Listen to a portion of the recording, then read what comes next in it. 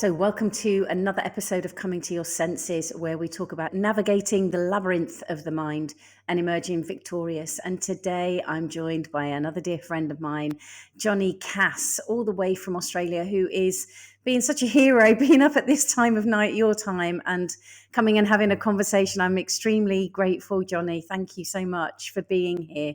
And I've got no idea where the conversation's going to go, as I've just said to you before I hit record. I'm just going to launch straight into the first question and see where we go from there. So, the first question, as ever, is can you start by sharing a time in your life where you came to your senses and where and what that then led you to? Well, to be quintessential Australian, I'll start with "G'day, Jules." It's nice to be here with you. Thanks for having me. Has there been a time in my life when I came to my senses? And what was the second part of the question? And where and what did that lead you to? Ooh, girl. I don't know if I've ever come to my senses as much as what I've kind of more lost my senses more than anything. And I think I've had multiple times where, for want of a better word, I've come to my senses or I've lost my senses. And that's around a whole bunch of different things, whether that be around relationships, whether that be around life in general, whether that be around career, ambition. So I'm very grateful for the fact that I have come to my senses, or you call it lost my senses, in many different ways. So the short answer is yes, there's been many, many, many times that I have come to my senses.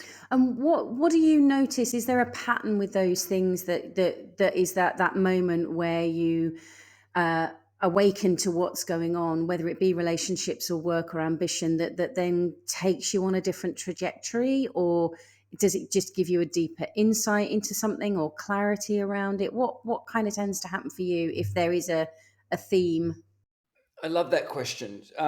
So I guess I've kind of always been pretty curious about life performance. I mean, you and I met, I don't know, gosh, I hate to say it now, over 25 years ago when I was traveling around the world speaking and presenting.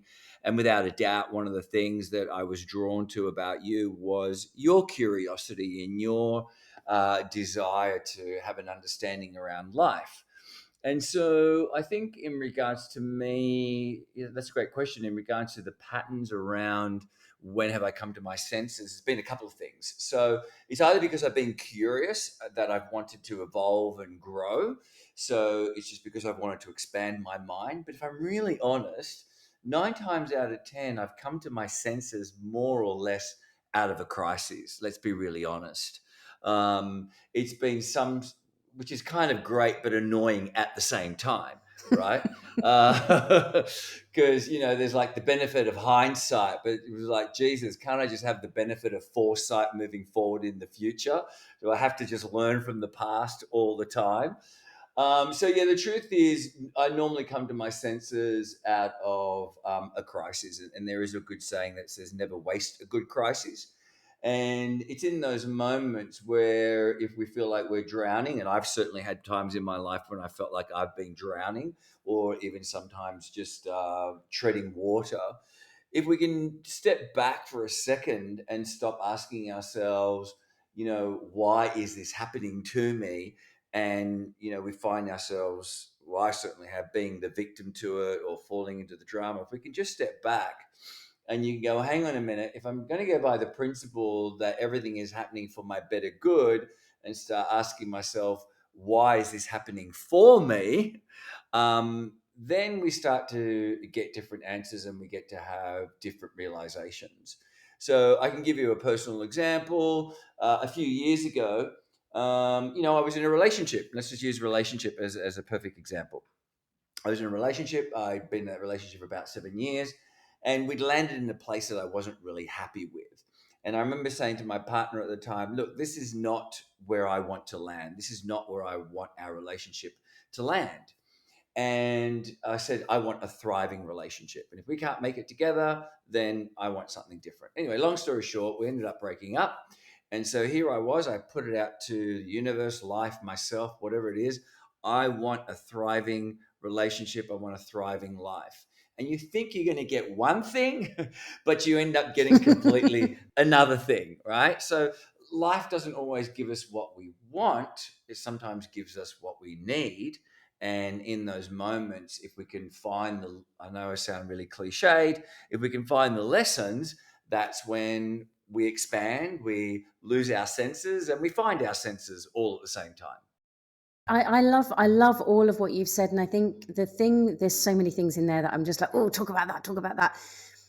But what I'm curious, pardon the pun, about is, do you think that your questioning of life was something that you arrived in this world with? Do you think it was something you were taught, or was it something that got triggered that you then started to get curious about, oh, how is this working? Because, and the reason I'm asking the question is to your point about being a victim of life. And I think that so many of us, including myself, I spent far too many decades of my life thinking that life was happening to me and I had no choice. And it led me to some very dark places. And I think that many people get caught in that, which is where I think often we have to get to, unfortunately, that crisis point before we wake up and go, oh, right, shit, I better do something different. But I'm wondering what it was that sparked that for you, of starting to look at if there was something that happened, or whether you came into this world asking questions. Mm. Again, a great question. So, and I have asked myself that question actually. So I can all like, and I think there's multiple layers to that answer. If I'm really honest, so I could go all the way back to a very, very long time ago when I was doing work experience at school. I'm not even too sure if they do that anymore, right? Maybe they call that being an intern. I'm not sure, right? That's how old I am now. Just kidding. But no, like everybody. So I remember at the time, everybody was doing work experience and people were going off to advertising agencies or doing all these really cool things, just wanting anything to get out of school. And what did I do for my school studies? What did I do for my work experience? I went back to school to be a teacher, right? So Oh, my work wow. experience was teaching.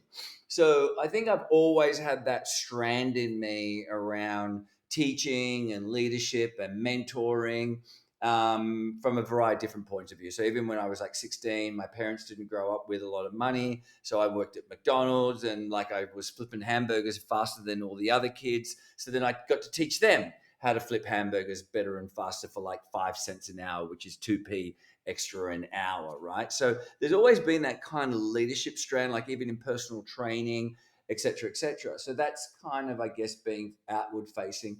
But if I'm also really honest, it was actually only a few years ago that somebody said this to me, and I'm going to paraphrase it, and a little bit like when we were talking just before we started this podcast in regards to your name.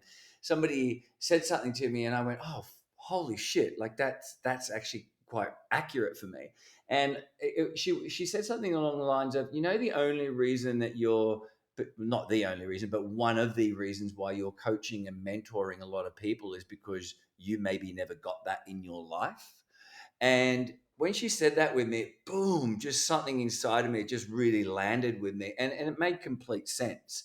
So I'd spent most of my life coaching and mentoring other people because I think that on some level, I never really felt that I got that from my family and my parents. My parents immigrated to Australia after World War II. They were immigrants, they provided for me, but they didn't really give me a great sense of emotional guidance or guidance in regards to going out there and navigating the challenges of life at a deeper level. They did to some degree, but not a deeper level. So to answer that question, which I think is for a lot of people, however you want to define that, it was probably a lack of something or that drove me to fill that void. And that void was that I hadn't had coaching and mentoring. On the flip side of that as well was also the conditioning of being a man and male in a capitalist society, that you need to go out there, you need to make money, you need to succeed. And so then there was the pursuit of success and what we perceive success to be, the goals, the cars, the money, the bank account. So it was a combination of having a lack of something in my life and a desire to make something with my life from a materialistic and financial point of view. I can so relate to that. Whilst my parents are not Italian immigrants moving to another country, but nonetheless, their sole focus was about providing for the family. And so therefore they were busy doing that. And somebody, funnily enough, said pretty much the same thing to me. The reason that you're doing it and the reason that you have mentors is because actually you didn't have it when you were younger, and it's therefore something you've always perceived as being a needed part. And I think that also, as we have evolved as humans and we are less in these small little tribes, when we were in these 150, 250 tribes of people, we would have had elders that we went to that weren't immediate family members or other members, other mentors, and we'd look to those for guidance. And obviously, as we've kind of you've moved around the world plenty, I've moved around the UK plenty, that we don't have that. We don't have that in the same way. So I think that's one of the reasons why, as well, it's become such a prolific thing. But I was reflecting before I came on to do this today. I was reflecting about how we met, which was through personal development events, but also reflecting about what it is that I know of you before I went and did any research. Like, what do I know of Johnny and how Johnny shows up? And one of the things that I have great admiration for you around is the multiple things that you've done. And I think what you've just said there is an underlying theme there around high performance. And it doesn't matter what it is, whether it's personal training, whether it's coaching, or whether it's any of the other things that you've done. There's a driver of that high performance and the curiosity of the switch between what I heard you describing is, instead of being why are they successful and I'm not, it was, well, how are they successful and how can I be? I think that's such a strong viewpoint that you've got. And I think, I've lost train of my question really, but I'm just curious about how many different angles that you've really come at this with, and what it is that keeps that curiosity there from a high performance perspective. I love that question, and there's so many facets to that question. And if I bring it back to you asking at the very beginning of the conversation around have you ever come to your senses, and I'll try and answer this as succinctly as I can. And I'll preface this by saying that I'm very cautious of labels. So a few years ago, I was diagnosed with attention deficit disorder. Okay. So attention deficit disorder simply means that you've just got a fast mind. So to answer your question, some of the reasons why I've done all these kooky and crazy things, which at the time you thought was because you want to be a high performer and you're curious, and no, it's just because I got an impulsive mind that just can't focus on Right. one thing at a time, right? But and again, I really am cautious to use that word attention deficit disorder because it just simply means that you just have multiple things going on in your brain at multiple times, and it's not necessarily a negative thing. But the beautiful thing about understanding that was that my brain is slightly neurodiverse. Every brain is neurodiverse. And again, when you have that understanding, you can now go, oh, hang on a minute, that impulsivity is just an impatience trigger in my brain. Do you really want to go down this road? Or is this just an impulse in you trying to avoid potentially an uncomfortable feeling or an uncomfortable emotion?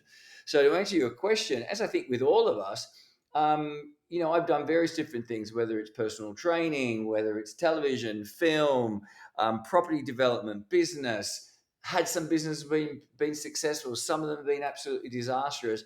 Some of those things have definitely been out of curiosity, but some of them are just because my brain gets really bored and probably shouldn't have gone down that road.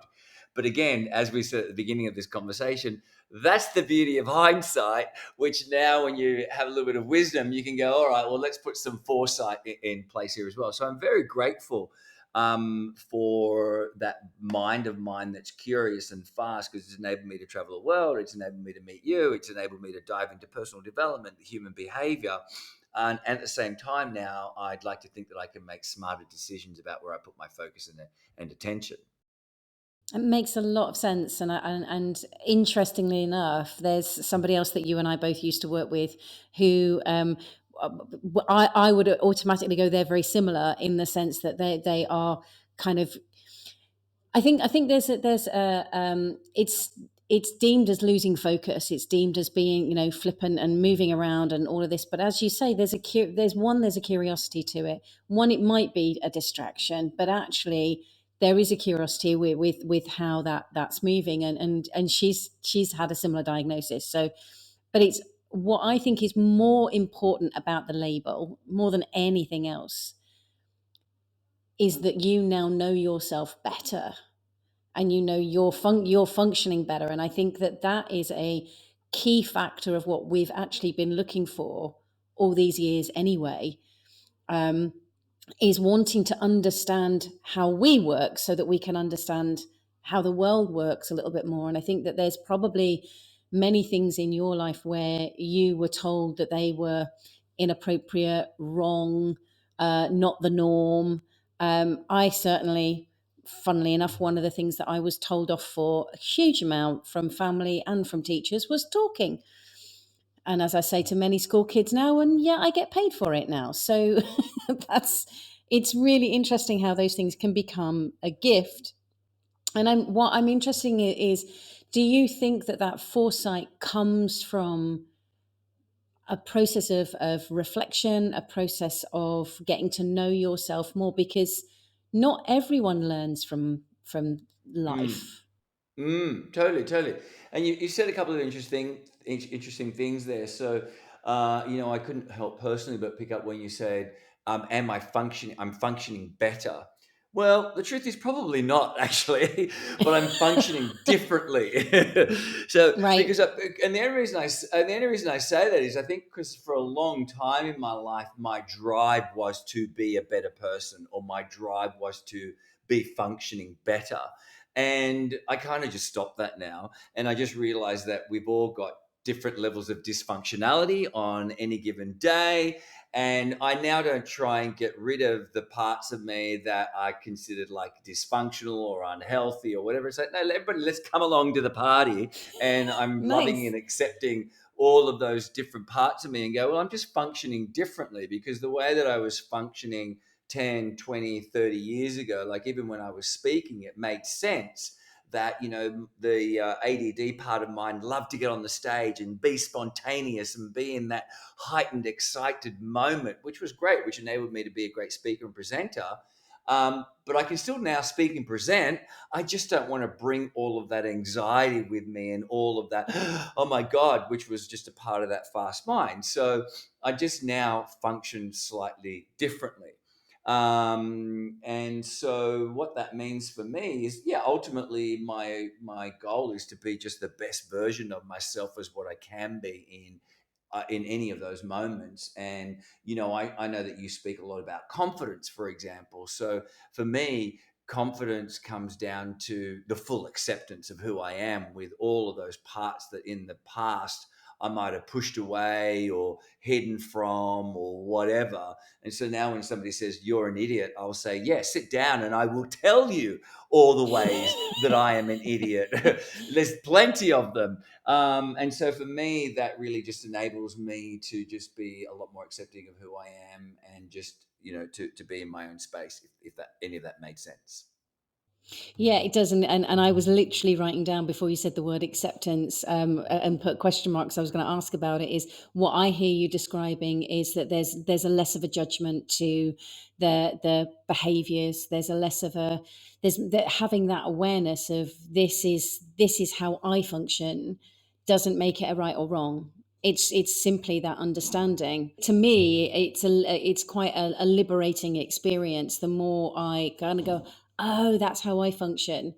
It's liberating, because then I'm not comparing myself in a judgmental way to anybody else. Then 100%. And I think the tragedy is, though, and I've certainly been guilty of this, is that sometimes living in that space of self awareness or self acceptance sometimes means we need to look at, as we were saying earlier, the unattractive parts of ourselves, which we don't like to look at. So then what we do is we just keep ourselves busy and we avoid looking at those parts of ourselves until a crisis forces us to, stop doing and just start being. So again, coming back to the original question, some of my greatest insights have been times, unfortunately, where I have been ill and I've had to, like literally be still.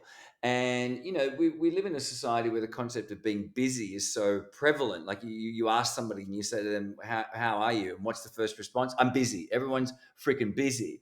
And like I said, sometimes think that we use that as an excuse to stop looking at ourselves and reflect, and then have and it's also a bit of a challenge to have the awareness to look at those ugly parts from a perspective of growth rather than guilt, shame, resentment, and regret. And that takes a lot of, again, self-awareness, because I've done all of those things. Like, we could have been having a conversation 12 months ago, and I was probably sitting in a pool of regret at that point in time, possibly in a pool of sadness, just around certain things in my life that I thought would have worked out but didn't work out. And, it would have been very easy for me just to run away from those feelings. And I did in some ways, but I also had to just sit in them, allow them to go, forgive myself. And so, yes, we need to give ourselves the permission and the freedom to sit, reflect, pause, journal, meditate, and be okay with those uncomfortable feelings. That, unfortunately, we live in a society where as soon as you feel the uncomfortable feeling, you meditate as well, you exercise, you have sex, you spend money, you do everything, you drink, you do everything and anything other than feeling that uncomfortable feeling, which is where the beauty and the magic really lies in some instances. I couldn't agree with you more, Johnny. And I think the thing that strikes me, and I genuinely don't know the answer to this, is for somebody who is listening to this that hears that and maybe have that insight themselves of going, oh yeah, I am distracting myself by all these things rather than facing. What is, do you think, a way in for them to sit with that discomfort rather than run from it? Look, I wish I had a simple answer to that, and I think it's different for everyone. And I think the first thing to realize is the difference between a cerebral understanding as opposed to a somatic understanding. So I can have a mental understanding that says that I'm anxious, but also that anxiety, you and I both know, is entrapped in the body as well. So it's about allowing and feeling the body experience. And to do that, there's so many simple, low cost, effective ways to do that. And even from a neuroscience point of view, it's been proven that journaling is really great for that. And then the obvious question everybody asks me is, well, how do you journal? I'm not going to tell you how to journal. There's no right or wrong way. Just put pen and paper and just write whatever is in your brain and your heart and your soul and just let it out. But also, we know that nature is a great way in order for us to reconnect with ourselves. And in fact, there's so much to be learnt from nature. I got a dog a few years ago. I take that moment when I'm walking with my dog to be fully present to me. And so presence is really key. Like, am I walking really quickly because I've got to do another task and walk my dog? Or do I just want to slow down and look in awe and wonderment at the world around me, and look in awe and wonderment at myself and all the parts of me that I'm judging and evaluating, and where is that judgment and evaluating coming from? So I think that's a long way of saying, stop, pause, and just sit in that place of uncomfortableness. But again, I'll just repeat what I said before. Sit in a place of curiosity and openness, not like, oh my God, I'm a complete mess. It's like, oh, I think I'm a complete mess. Am I really a complete mess? It doesn't matter if I'm a complete mess. Isn't everybody else a complete mess? Oh my God, I love my messed upness. It's what makes me interesting and different. So I don't know if that answers your question, because the truth is there's lots of Yeah. different ways to do that. There's two things that strike me. One, talking about your dog, because I think that Finn, my dog, it has been one of the best personal development teachers I've ever had, because he was a rescue dog as well. That I was trying to train him to not be anxious, rather than actually checking in with myself. Am I overthinking something? Am I caught up in something? What potentially is the energy that's going on there that he's picking up on, that's then heightening any anxiety that he might have? So it became a point of, if I noticed his behavior was a certain way, is checking with myself first. Is there anything that's going on here that I've just not been aware of? And was just blown away by even just literally standing still for a few minutes on the street, taking a few deep breaths, and then noticing his behavior changing because I'd changed mine. I mean, that to me was just a phenomenal shift. And I think that the other thing is that you were saying there about journaling really is that I think everyone's looking for a quick solution Mm. and a quick fix. And There when ain't we one. talk There about isn't one. anything, yeah, let's cut to It's the just chase. There not. isn't one. There isn't one. Why, Is why would you that want one anyway? Like, why would you want a quick solution? Like, what are you quickly trying to get to? Like, that's what I was saying before. It's like, I'm not better functioning. I'm just different functioning. There's a different version of you.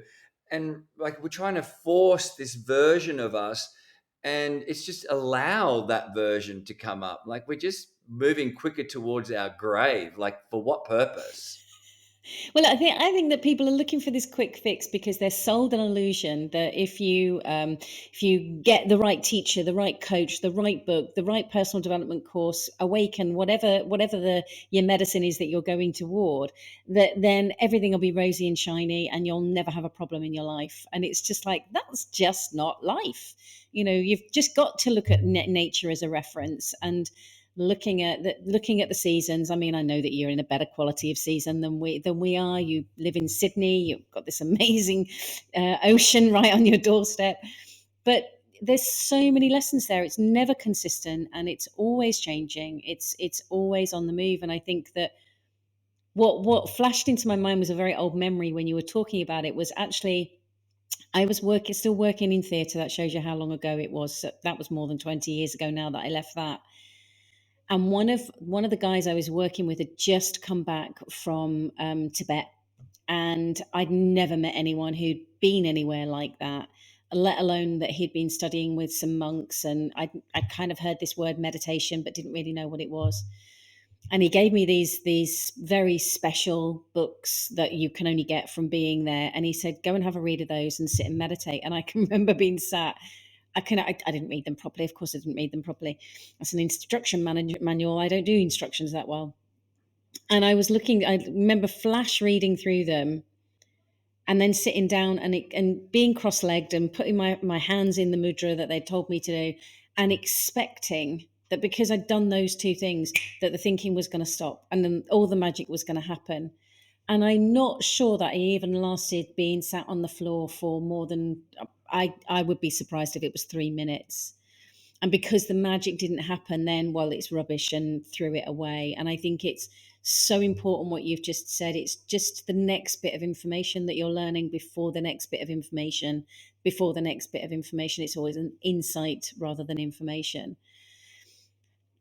I think one of the things that I'm curious about, following on from that, is because more so than myself, way more so than myself, you have been in the public eye in a way that many people never get to experience.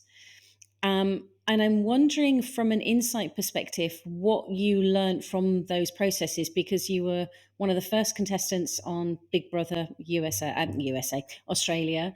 You have then done films, as you say. You've been a presenter as well. So therefore, you've been in a public eye in a way that many people aren't. What what in hindsight do you think that you gained from those processes? What was it that they gave you, do you think? Mm. So when we talk about being in the public eye, as far as like celebrity rankings, I'm probably like a level Z, just so we're really clear here for everyone. Well, I'm not even in the Like alphabet then. you got like A list, B list, C list. I'm kind of like down in the murky pool there, right?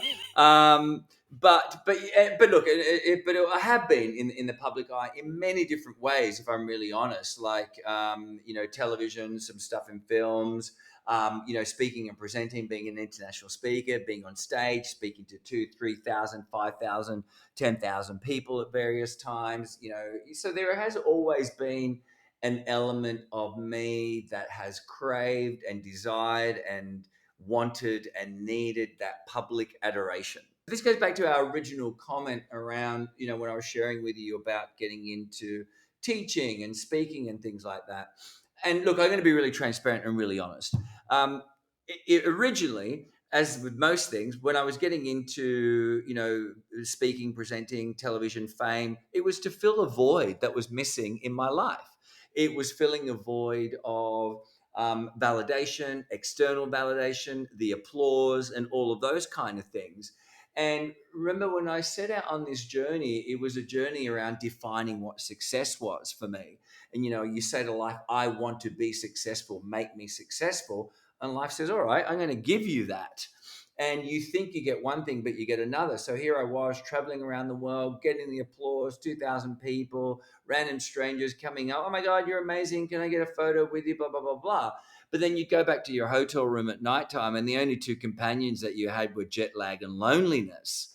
And so at some point in time, you look at this and you go, well, am I really getting what I'm really wanting out of this? So my dance with fame or notoriety has been an interesting one and has definitely shifted throughout the years. Whereas once upon a time, I seeked it for validation, to make me feel important, to make me feel like I was a somebody in the world, because that's what the world tells you, that you have to be somebody special on the stage to feel valuable and important. A few years ago, I was like, I don't want to speak to anyone. I don't want to speak. I don't want to share more information. There's more than enough information out there in the world. You can listen to, 10,000 other podcasts. And if you're not really careful, you're going to walk away with being diagnosed with ADD, dysfunctional relationship, blah, blah, blah. You just end up with a whole bunch of. So I just stopped wanting to talk because I no longer seeked that validation. And I just wanted to shift my energy around what I wanted my voice to mean. And so for me, I want my voice to have an impact on someone's life, knowing that you might have said one thing that changed the trajectory of their life. That's why I think that's, my thing is to, I guess, have some sort of an impact while I'm here, in a small way and in a big way. And I still get people coming up to me 20, 30 years later after Big Brother. In fact, I was out randomly a couple of weekends ago and somebody came up to me and said, I still remember you from Big Brother and thank you for who you were. You're a role model. And I still get that from when I was speaking and presenting. And so I love that. I think that's probably the innate egotistical part of every man, that they want to be remembered for something. And, I think it was Maya Angelou that said they might not remember what you said, but they'll always remember how you made them feel. And so I do my best to try and make people feel good to some extent, and make sure that my interaction with them hopefully is an interaction that improves the quality of their lives, and not out of a sense of rescuing or anything unhealthy. It's just a good thing to do as a human being. I think that the difference that I hear is that there are many people in this world that I want to help because it will make me feel good, or make me look good, and then the shift that happens is I'm here, and just by being here, there may be something that's said, there may be something that's done that is through human kindness, as opposed to it being about me gaining something or looking a certain way. And it becomes a very different thing. The outcome actually might be exactly the same thing. The person's got the glass of water that they needed, but it's what's driving it. I think that's very, very interesting point. And I think that having worked around celebrities for as long as I did in theatre, I think it was the thing that I kind of knew but didn't really understand until I left the world, is how many people are seeking that validation. Not all of them, but seeking that validation through being on the stage, in the hope that it's going to make them feel better on the inside, and that realization that it's just jet lag and loneliness in the hotel room with you. That's it. Is quite a harsh understanding to come to. But actually, then I think it can start to realize that the external world is never going to give us what it is that we want. We have to look for that within. We have to know ourselves in a very different way. And I think that's one of the things that I admire so much about you, is what every single, I mean, we don't speak massively regularly, but every time I speak with you, it's like a different part of the diamond has been polished off, and I get to see something else shining out, and it's just so gorgeous to witness. So I feel very honored to know you and have you however many years it's been. Well, likewise, and I think you've known me well enough now that you've also seen the good times and you've also seen the bad times. Like, there's definitely been conversation, and I think that's really important to emphasize. Like, I sometimes, you listen to people on podcasts and they sound like they've got it together and they've got all the answers and all of those kind of things. But behind closed doors, I think the important thing for me to keep constantly remembering is that no one's got any idea what they're doing. We're all just taking a guess and having a crack and giving a go and pretending that we know what the hell it is that we're doing. But the reality is, we're all going through our own personal storms. And some people, going back to the metaphor of nature, some people are in the winters of their lives, some people are the summers of their lives. And each of those seasons will come and go for each and every one of us.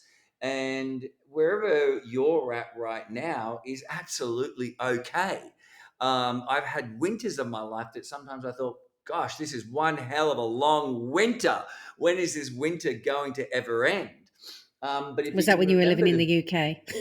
well, that The was one long of them. winters. Yeah, yes, literally and metaphorically. Well, actually, yeah, literally and metaphorically. But if we use the metaphor of nature, and I can't remember where I heard it a while ago, and it just stuck with me. If you can be like the willow tree, which is a perfect example of how nature works so wonderfully. The willow tree has got this strong stem with these big roots into the ground that enables it to stay firm during the cold winters, but then it's also got these soft, wispy branches that will just sway and flow with the storms and the heat and the rain. And sometimes if we get too rigid, then we don't weather the storm so well. And also, we just get too flexible without really knowing who we are and having that self awareness. We get thrown around everywhere. Like, there was a time there where it was like, just go with the flow, and just, nothing was happening when I was going with the flow, right? So Yeah. we need a little bit of both. Like, where am I going? What am I doing? And be firm in knowing who I am, and at the same time flexible with, well, life just threw me something completely different. Let's also move with that as well. I love that, and I love the fact that it's not an either or. And I think very often we think we've got to be an either or. Know our goals, take all the steps, go for it, da da da. But it's not. It is a blend. There are times when it's absolutely right. Have the fixed view and go that way. And again, the analogy of the seasons is great. Is recognizing things are always on the move, always. And I think that's the same with us. Yeah, yeah. I think it's very easy going back to the looking for the quick fix. People will often be talking about that. And it's like, well, there's plenty of movies where kids have wished to be the adult overnight. And we've seen the disaster that is. And if you were catapulted into what you think, how you want your life to be, you're not prepared. You haven't strengthened the muscles. You haven't learned to be able to get that. So it's not going to be kind of what you're expecting. So those things, whilst a challenging storm to ride at times, they're just amazing to go through. And I think that when you take the time through journaling, through being with nature, through having mentors, coaches, teachers to support you, not necessarily tell you the way, but to support you and create that sounding board and reflection point, I think that creates a sense of consistency and stability within all of that, which I think is such a important support for all of us. So my final question to you, Johnny Cass, before I let you go and probably go to bed at this time of night in Yes, I'll be grabbing Sydney. a cup of tea very shortly. It's funny how not long ago I was at the disco dancing the night away, and now I'm safely tucked in bed. This is like an hour past my bedtime. I'm like, how did that happen? Yeah, yeah, I can totally relate to that. Where I'm like so prompt at going to bed at a certain point now, whereas before I'd have been up for hours and hours after that. So, is bedtime part of your habit and practices to navigate through life's chaos, or what other practices? You've mentioned journaling, you've mentioned being in nature, and Luna, your lovely dog. But are there any other practices that you have that support that? Accessing even more self awareness and having clarity on a day to day basis? Yes. There's lots of things that I do. I think the key, the anchor point for me personally, and the foundation is always exercise. So Exercise has been always a really, like I said, an anchor point for me, whether it's hitting the gym or whether it's going for a walk or whatever. I'd probably call it one of my healthy addictions, just because it's my 1 hour to myself. Like, that I give myself the permission to just be myself and do my thing. So exercise, without a doubt. I'm constantly reading. I'm constantly learning. There's definitely been times where I've said I don't want to read or learn just for a moment, but I definitely find that I'm a better person when I'm learning and reading something. And by the way, learning and reading something could be a simple quote that might resonate with me for the day. It doesn't have to be a book all the time. And we live in relationships. And what do I mean by that? Like having one or two key people in your life whose opinions you respect and admire, and being willing to have those open and honest and frank conversations with them about potentially what might be the secrets, because it's those secrets that we keep inside of us that festers, that becomes shame, that becomes guilt, that becomes anger, that I think is really what eats you up. And so I've really made a commitment to have a rich inner world as much as what I want to have a rich outer world.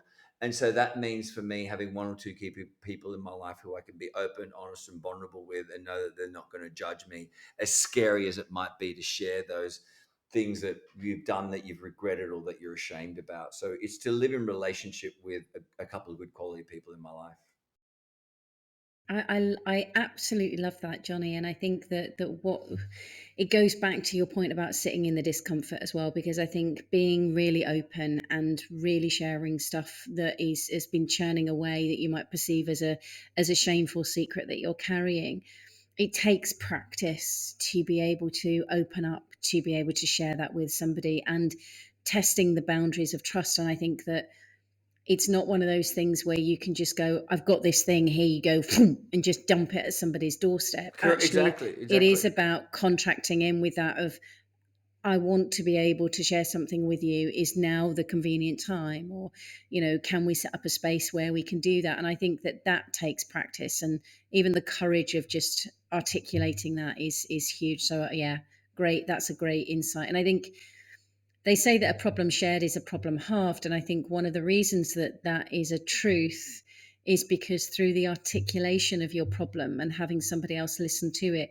you have to clarify it. And I think through that clarification, you end up cutting away the story and get clearer to actually what is going on. And I think that's what can be really helpful through Actually, sharing I that. just I just want to quickly jump in there. So that's that fast mind again, and just want to add a couple of caveats to that, because I probably should clarify that a little bit, because you raised a couple of good points there. You don't want to be like, you don't want to have somebody in your life where you're just the constant dumping ground on that person. So I'm thinking of one or two people in particular in my life. We have a good positive emotional. The bank is full with laughter and joy and great fun memories and silly memories, and the ratio is probably like the old 80-20 rule: 80% good times, fun times, and 20% of, oh, this is the crap that's going on in my life. And I also would like to, like, I've got somebody in my life who does that to me, but they're a complainer and they just complain about the same thing over and over again. So if I'm going to bring that up with someone, it's like I want to do a little purge. I want to get maybe some resolution on it, but I'm not going to keep harboring on about it, because that also becomes addictive in some ways, like the drama and the complaining, and that's not nice for anybody. So I just wanted to add that in there, because you need to think about what that interaction is like, not only for yourself but also for other people. So when I'm sharing with someone, it's for resolution and solution, and not complaining and just being a victim to my circumstances. I just don't want to sit in that space. I've done that. I've tried. Okay, let's try this victim thing, and it didn't really work out for me. But I also did, like, let's do the real positive thing all the time, and that also didn't work out for Yeah. me. Now I'm just doing being a human being, which means having good times and bad times, and experiencing the good emotions and the bad emotions, and just sharing those memories with people. And there's one other thing that I'll pull out of what you've just said there, which I think is really important, is that saying to the person about, I just want to dump this stuff out and I want to find a solution. And I think that looking for the resolution that you're talking about, I think as a woman, we have to be very clear, because there are times Mm. when we just want to go blah, blah, blah, blah, blah, blah, and we don't want a Totally. resolution. We just want Mm. to get stuff out. But if we, especially if we're talking to a male friend, colleague, partner, we need to articulate that, because your programming is more to look for the solution. And that's Of not course. helpful if we Of don't course. want it. So I think that contracting in and being very clear of the purpose of the download is really important. So thank you for those caveats. I think that's really helpful, Johnny. So I cannot thank you enough for sharing your time, your wisdom, and your thoughts. I've loved this conversation. So thank you very much. And I look forward to speaking to you again soon.